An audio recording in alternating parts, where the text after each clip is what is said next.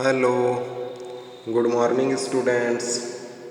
कैसे हैं आप सब लोग? आई होप कि आप सब लोग स्वस्थ, ठीक, सुरक्षित होंगे और पढ़ाई भी अच्छे से कर रहे होंगे और आगे भी करते रहेंगे।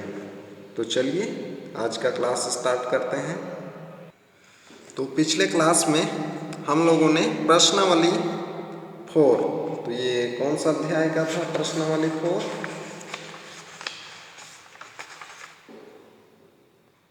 तो ये था हम लोग का अध्याय 11 का प्रश्नावली 4, जिसमें हम लोग क्वेश्चन नंबर 6 तक पढ़ लिए थे।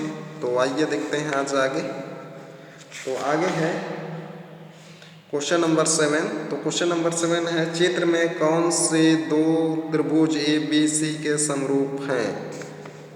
दो त्रिभुज ए बी के समरूप हैं, नाम लिखिए और x और y के मान ज्ञात कीजिए।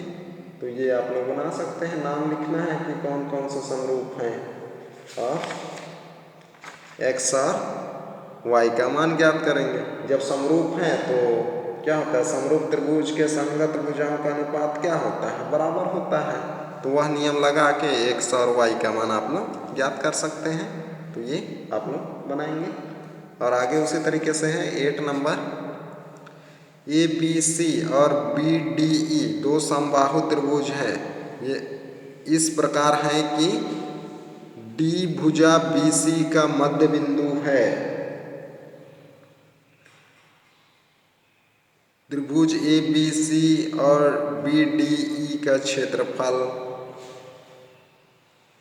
क्षेत्रफलों का अनुपात ज्ञात कीजिए। तो यहाँ क्या बोला है कि दो समबाहु त्रिभुज हैं। समबाहु त्रिभुज हैं तो क्या है, समरूप हैं। तो समरूप त्रिभुजों के क्षेत्रफलों का अनुपात क्या होता है? उनके संगत भुजाओं के वर्ग के बराबर होता है। तो उससे आप लोग याद कर सकते हैं। तो ये दोनों क्वेश्चन भी आप लोग बनाएंगे 8 नंबर 9 नंबर। तो आगे देखते हैं।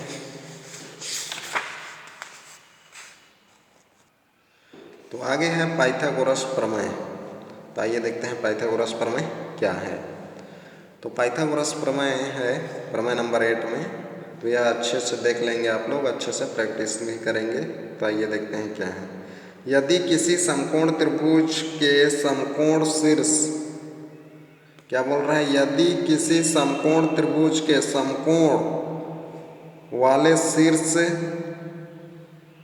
से कर्ण पर लंब डाला जाए तो इस लंब के दोनों ओर बने त्रिभुज संपूर्ण त्रिभुज के समरूप होते हैं तथा परस्पर समरूप होते हैं। तो ये सिद्ध करना है।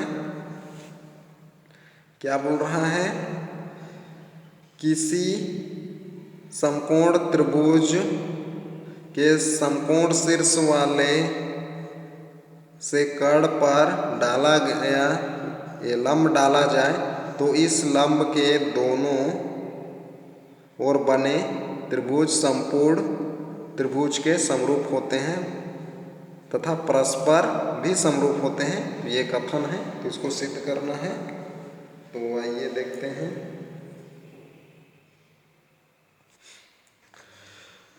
तो यहाँ पर क्या है, एक सबसे पहले त्रिभुज बना लेंगे ए बी सी, जिसका कोण बी समकोण है। तो ए बी सी, तो जिसमें कोण ये वाला समकोण है। तो समकोण के सामने का भुजा क्या होता है, कर्ण होता है। तो ऐसे क्या होगा, कर्ण होगा। तो ये कर्ण है। तो इसमें क्या सिद्ध करने बोला है हम लोग को, तो ये लंब डाले किस पर, कर्ण पर। तो लंब क्या है, बी डी लंब है। तो इसके दोनों तरफ जो त्रिभुज बने हैं वह मूल त्रिभुज, यानी कि मूल त्रिभुज कौन है हम लोग का, ए बी सी, यह है, इसके समरूप होंगे दोनों। और परस्पर जो दो त्रिभुज बने हैं वे भी समरूप होंगे। तो दो त्रिभुज कौन बना था, लंब डाले तो लंब डाले थे तो दो त्रिभुज बना था हम लोग को ए डी बी और बी डी सी, ये दो त्रिभुज बना था। तो ये भी परस्पर समरूप होंगे, ये सिद्ध करना है। तो ये पाइथागोरस प्रमेय नहीं है, इससे आगे जो है प्रमेय नंबर 9 वो पाइथागोरस प्रमेय है। तो ये सिद्ध करना है। तो इसी के सहायता से हम लोग पाइथागोरस प्रमेय को सिद्ध करेंगे। तो आइए देखते हैं इसमें। तो इसमें क्या है, ए बी सी है एक त्रिभुज जिसमें कोण बी समकोण है, बी डी क्या है, बी डी कर्ण AC पर लंब है। कौन, बी डी किस पर लंब है, AC पर लंब है, तो ये लंब हो जाएगा। तो लंब डाले तो दो त्रिभुज बन गया है इस तरीके से। तो हमें सिद्ध करना है त्रिभुज ADB। तो दो त्रिभुज कौन बना है, ADB, और कौन सा बना है त्रिभुज BDC, ये बना है। तो पहला जो सिद्ध करना है हम लोगों को, ADB समरूप होगा किसके, ABC के, यानी कि मूल त्रिभुज ABC था उसके समरूप होगा। कौन, जो दो बनेगा लंब डालने से कर्ण पर, वो ये दोनों त्रिभुज। तो ये पहला सिद्ध करना है। दूसरा क्या सिद्ध करना है, BDC ये समरूप होगा किसके, ABC के, ये हो गया। और तीसरा जो सिद्ध क्या करना है, त्रिभुज ABD समरूप किसके, त्रिभुज DBC के, यानी कि इस दोनों त्रिभुज को भी समरूप सिद्ध करना है। तो आइए देखते हैं।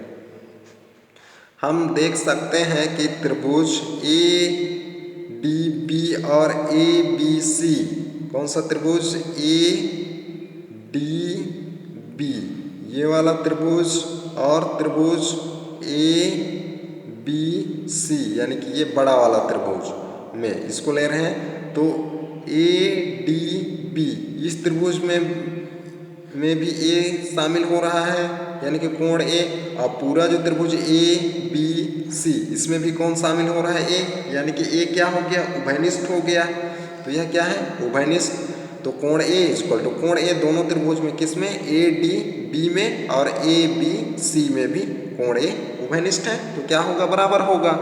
तो एक अवयव बराबर हो गया दोनों त्रिभुज में, किसमें, ADB और किसमें, ABC में। तो कोण A इक्वल टू कोण A उभयनिष्ठ। फिर आगे देखते हैं, ADB यानी कि ये वाला कोण किसके बराबर होगा, ABC के बराबर होगा। क्यों, ABC ये इसके बराबर होगा, कौन, ये, क्योंकि दोनों 90 डिग्री है। तो पहले त्रिभुज में क्या था, ABC में क्या था, कोण B 90 डिग्री था, यानी कि ABC ये 90 था। और यहाँ से लंब डाले हैं, तो लंब डाले हैं तो यहाँ कितना बनेगा, 90 का बनेगा। तो इसलिए क्या हो जाएगा, ADB यानी कि ये वाला कोण 90 डिग्री है, और उसी तरीके से ABC ये पूरा भी क्या है, 90 है। इसलिए क्या हो जाएगा, दोनों 90 के कोण है, इसलिए क्या हो गया, बराबर हो गया। कौन कौन सा, ADB और ABC, ये हो गया। इतना समझ गए। अब आगे देखते हैं। तो दोनों 90 के हैं, तो इसलिए क्या हो जाएगा, त्रिभुज ADB समरूप त्रिभुज ABC, ये हो गया। AA उपप्रमेय से, यानी कि कोण उपप्रमेय से। इसी प्रकार क्या सिद्ध करते हैं, कर सकते हैं BDC, जैसे ऊपर वाले में सिद्ध किए थे ADB को किसके समरूप सिद्ध किए, ABC के। अब उसी तरीके से क्या सिद्ध करेंगे, BDC को किसके समरूप, ABC के समरूप। तो इस दोनों त्रिभुज में ले रहे हैं, किसमें, BDC यानी कि ये वाला त्रिभुज और पूरा ये ABC इस त्रिभुज में। तो इसमें देख रहे होंगे कि BDC में ये C आ रहा है, और ABC में भी C आ रहा है, यानी कि इसके लिए क्या होगा, C उभयनिष्ठ हो गया। दोनों त्रिभुज के बनने में है कोण C, तो ये उभयनिष्ठ है, इसलिए ये बराबर हो जाएगा। और उसी तरीके से यहाँ पर क्या हो जाएगा, BDC ये क्या है, 90 डिग्री है, क्योंकि लंब डाले हैं। ये लंब है किस पर, इस भुजा पर, AC पर, तो यहाँ 90 बनेगा। और त्रिभुज में क्या दिया था पहले में, ABC में कोण B समकोण है, तो इसलिए क्या हो जाएगा, ये भी बराबर होगा। कौन, BDC और ABC प्रत्येक 90 डिग्री के हैं, तो इसलिए दोनों त्रिभुज क्या हो जाएगा, समरूप हो जाएगा। कौन, ये BDC और ABC ये समरूप हो गया। तो ये इक्वेशन 2 हो गया। अब इक्वेशन 1 और इक्वेशन 2 से, यानी कि समीकरण 1 और समीकरण 2 से देखते हैं। तो इसमें देख रहे होंगे कि समीकरण 1 में यहाँ पर ये समरूप चिन्ह के राइट साइड ABC है, और समीकरण 2 में भी राइट साइड में ABC है। जब राइट साइड इक्वल है तो लेफ्ट भी क्या होगा, बराबर होगा। तो इसलिए क्या हो जाएगा, त्रिभुज ए डी बी, तो ये था ए डी बी समरूप क्या हो जाएगा, बी डी सी, यानी कि दोनों त्रिभुज क्या हो जाएंगे, समरूप हो जाएंगे। कौन, ए डी बी और बी डी सी, तो ये समरूप हो गया। तो इस तरीके से ये तीनों जो कथन है सिद्ध हो गया ये, तो इस तरीके से सिद्ध करना है। तो अब देखते हैं हम लोग प्रमेय नंबर 9। तो प्रमेय नंबर 9 ये है। तो प्रमेय नंबर 9 यानी कि 9, एक समकोण त्रिभुज में कर्ण का वर्ग शेष दो भुजाओं के वर्गों के योग के बराबर होता है। तो ये है पाइथागोरस प्रमेय। तो क्वेश्चन इस तरीके से बनेगा आप लोगों का, सिद्ध कीजिए कि समकोण त्रिभुज में कर्ण का वर्ग शेष दो भुजाओं के वर्गों के योग के बराबर होता है। तो ये है, यह क्वेश्चन बनेगा आप लोगों का, पाइथागोरस प्रमेय को लिखिए एवं सिद्ध कीजिए। तो इस तरीके से भी क्वेश्चन आ सकता है। तो क्या लिखेंगे, तो उसके लिए ये पाइथागोरस प्रमेय ये है, इसको लिखेंगे फिर सिद्ध करेंगे। तो आइए सिद्ध करते हैं इसको। तो प्रमेय था हम लोग का एक, ये पाइथागोरस प्रमेय है, याद रखेंगे, एक समकोण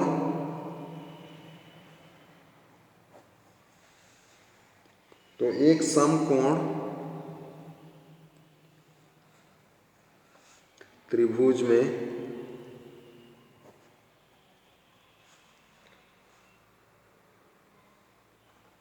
कर्ण का वर्ग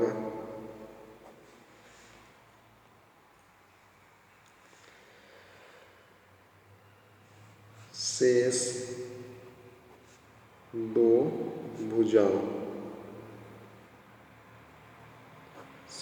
भुजाओं के वर्गों के योग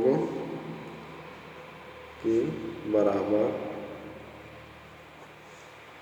होता है। तो ये है पाइथागोरस प्रमेय। तो यहाँ क्या बोला है, एक समकोण त्रिभुज, तो यहाँ समकोण दिया है, तो एक सबसे पहले क्या करेंगे, एक समकोण त्रिभुज बना लेंगे, उपपत्ति, तो एक समकोण त्रिभुज बना लेंगे।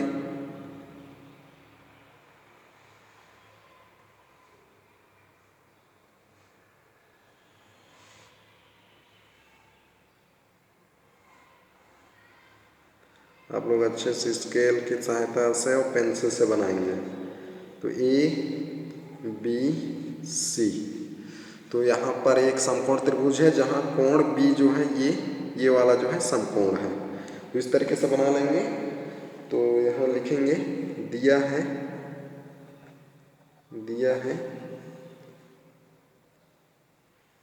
ए त्रिभुज ए बी सी एक समकोण त्रिभुज है। तो एक समकोण त्रिभुज है जिसका कोण बी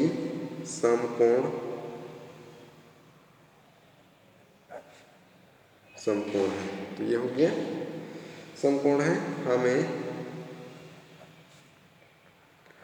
सिद्ध करना है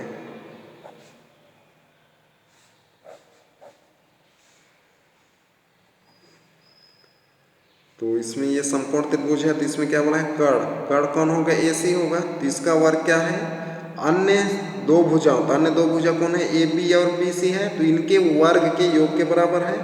तो अर्थात क्या हो जाएगा, ए सी का वर्ग इज इक्वल टू क्या हो जाएगा, ए बी का वर्ग प्लस बी सी का वर्ग। तो ये सिद्ध करना है हम लोगों को। तो इस प्रमेय को सिद्ध करने के लिए रचना कर लेते हैं। तो इस प्रमेय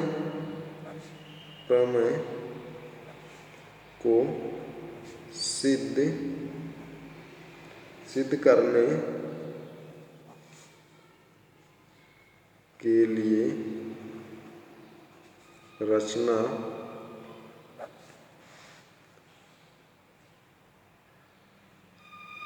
की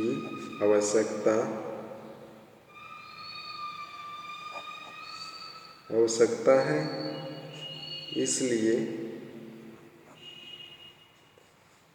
अब हम त्रिभुज के शीर्ष बी से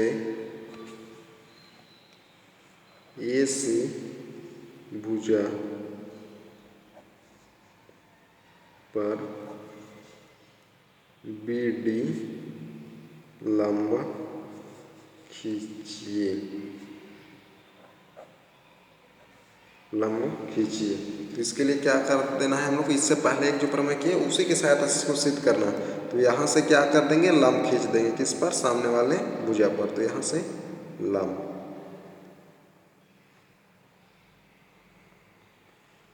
तो इस तरीके से ये लंब हो गए। तो यहाँ पर क्या बनेगा, जहाँ पर लंब डलाएगा यहाँ 90 डिग्री का कोण बनेगा। ये 90 डिग्री का कोण हो गया। तो ये समझ गए। तो अब इसी में से जैसे इससे पहले सिद्ध किए थे, दो त्रिभुज बना है यहाँ पर भी, तो उसी के सहायता से सिद्ध करेंगे। तो अब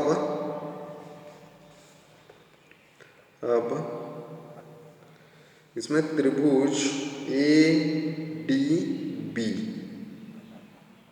इसमें ADB, तो ये वाले त्रिभुज में हुआ त्रिभुज ABC में, और जो पहले वाला जो त्रिभुज बनाए थे ABC में ले रहे हैं।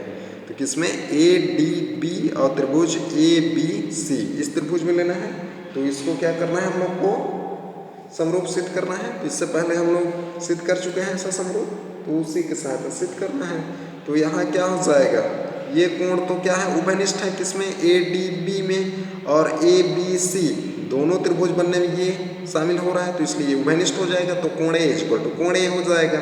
और क्या हो जाएगा, ADB ये 90 का है, तो ये किसके बराबर होगा, ADB ABC के बराबर होगा, क्योंकि ये भी 90 का है, दोनों 90 के हैं। तो इसलिए कोण कोण समरूपता से क्या हो जाएगा, समरूप हो जाएगा। तो इसमें क्या हो जाएगा, कोण ADB इज इक्वल टू कोण ABC इज इक्वल टू क्या है, 90 डिग्री है। और कोण A इज इक्वल टू कोण A क्या है, उभयनिष्ठ है, उभयनिष्ठ, ये उभयनिष्ठ है। तो इसलिए क्या हो जाएगा, कोण कोण समरूपता से समरूप हो जाएगा। तो इसलिए त्रिभुज ADB समरूप क्या हो जाएगा, त्रिभुज ABC, किससे, AA समरूपता से, समरूपता से। तो ये हो गया, इतना समझ गए। तो इसमें क्या हो गया, ये दोनों त्रिभुज क्या हो गया, ADB और ABC ये समरूप हो गए। तो ये हो गया। तो समरूप त्रिभुज हैं तो उसके संगत भुजाएं क्या होता है, अनुपातिक होता है, यानी कि उनके संगत भुजाएं का अनुपात जो होता है वो बराबर होता है। तो इसमें क्या है, AD, तो ADB में ये क्या है, लंब है, ये लंब है। तो ABC में कौन लंब है, AB लंब है। तो ये 90 है, यहाँ पर 90 बना है इस भुजा पर, तो ये तो कर्ण है। तो ये क्या हो जाएगा, BC आधार होगा, ये लंब है, तो ये क्या है, कर्ण है। तो ADB में कौन लंब है, BD लंब है, और ABC में कौन लंब है, AB लंब है। तो क्या हो जाएगा, AD अपॉन AB होगा, संगत भुजा है। और उसी तरीके से क्या हो जाएगा, AB अपॉन AC।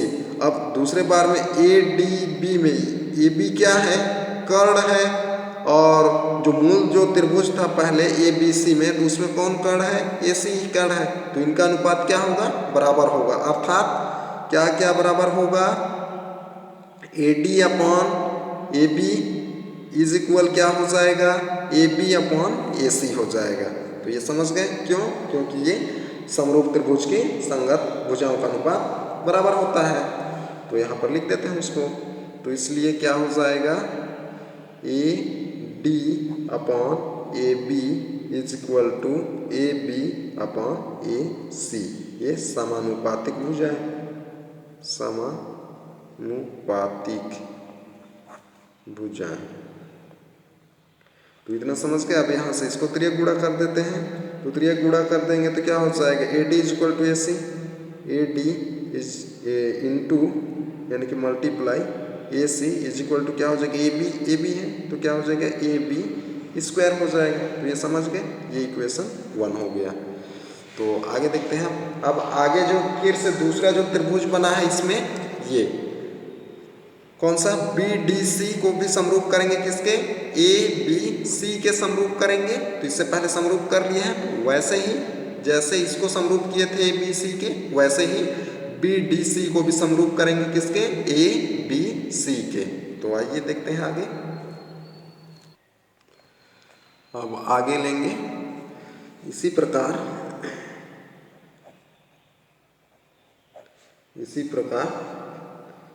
सिद्ध कर सकते हैं हम लोग, क्या सिद्ध कर सकते हैं, त्रिभुज BDC, त्रिभुज BDC समरूप क्या हो जाएगा, त्रिभुज ABC सिद्ध कर सकते हैं। तो यहाँ पर ये दोनों त्रिभुज समरूप हैं, कौन, BDC और ABC। तो इनके संगत भुजाएं भी क्या होगा, समानुपातिक होगा, यानी कि अनुपात जो होगा वो बराबर होगा। तो अब इसमें देखते हैं BDC और ABC में, तो इसमें लंब कौन है, यही लंब है ये, या इसमें ये क्या है, आधार हो जाएगा। और इसमें क्या होगा, BC आधार था उसमें, किसमें, ABC में। तो यहाँ पर कौन होगा, CD होगा। तो यहाँ पर क्या हो जाएगा, CD अपॉन BC। तो BDC में और त्रिभुज ABC में, तो CD का संगत कौन होगा, त्रिभुज ABC में, ये BC होगा। तो इसलिए क्या हो जाएगा, CD अपॉन BC इक्वल क्या हो जाएगा, अब BC। अब त्रिभुज किसमें, BDC और ABC में। तो यहाँ पर देख रहे होंगे कि BC क्या है, त्रिभुज में कर्ण है, और इसमें कर्ण कौन सा था, जो पहले वाले त्रिभुज में AC कर्ण था, अभी कौन कर्ण है, किसमें, BDC में। यहाँ 90 है तो इसके सामने वाला BC क्या है, कर्ण है। और पहले जो त्रिभुज, मूल जो त्रिभुज था जिसमें ABC में कौन, AC क्या था, कर्ण था। तो क्या हो जाएगा, BC का संगत AC होगा। तो यहाँ क्या हो जाएगा, BC अपॉन AC। तो ये भी क्या है, समानुपातिक है, समानुपातिक भुजाएं, ये बराबर हो जाएगा। अब यहाँ पे त्रियक गुणा कर देते हैं तो क्या हो जाएगा, CD into AC is equal to क्या होगा, BC इंटू BC स्क्वायर, ये हो जाएगा इक्वेशन 2। तो इतना समझ गए। अब समीकरण 1 व समीकरण 2 को जोड़ देते हैं। तो समीकरण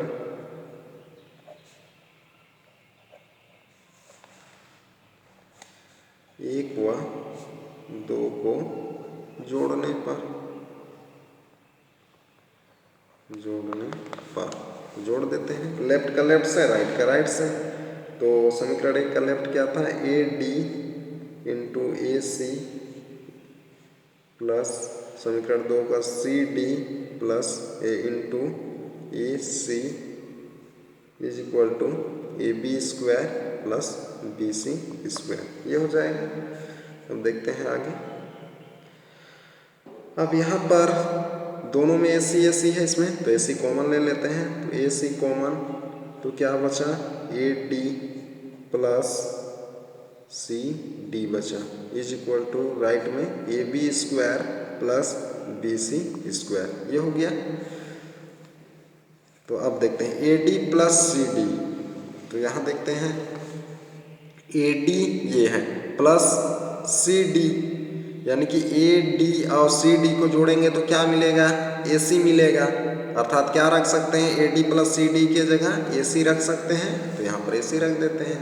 तो क्या हो जाएगा, AC इंटू AC इसके जगह इज इक्वल टू क्या हो जाएगा, AB square plus BC square. तो AC इंटू AC क्या हो जाएगा, AC square is equal to इधर क्या हो जाएगा, AB square plus BC square.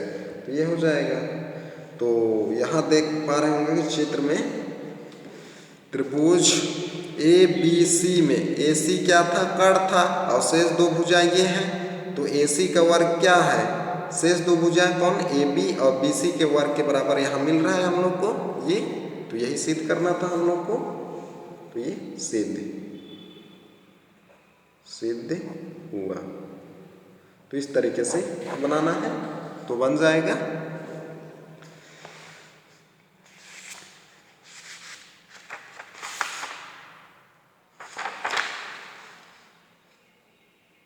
तो आइए देखते हैं आगे। तो आगे देखते हैं हम लोग उदाहरण नंबर 6। तो उदाहरण नंबर 6 है, चित्र में एडी लंब बीसी है।